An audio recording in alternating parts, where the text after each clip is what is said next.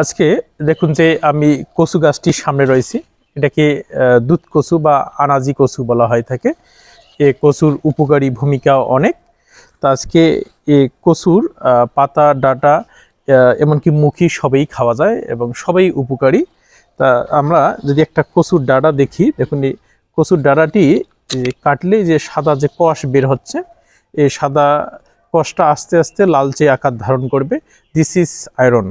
ওই লালচে আকারটাই হলো আয়রন। তার মানে এই কচুতে প্রচুর পরিমাণে আয়রন রয়েছে এবং vitamin A, magnesium, potassium, vitamin C, B A এ প্রচুর পরিমাণে আছে। ভিটামিন এ থাকার কারণে এ কচু রাতকানা রোগীদের জন্য খুবই উপকারী। যাদের রাতকানা রোগ আছে তারা এ কচুর ডাঁটা বা মুখি বা পাতা ভর্তা করে আপনারা খাবেন।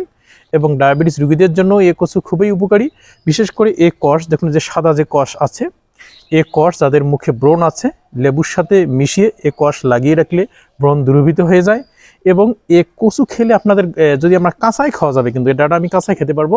অর্থাৎ এখানে ক্যালসিয়াম অক্সালেট যেটির আছে আমাদের গলায় যেটি চুলকায়, এখানে যদি এই কচুটির মধ্যে এটি দ্রবীভূত অবস্থায় থাকে, বিধায় আমাদের গলায় এই কচু চুলকাবে না।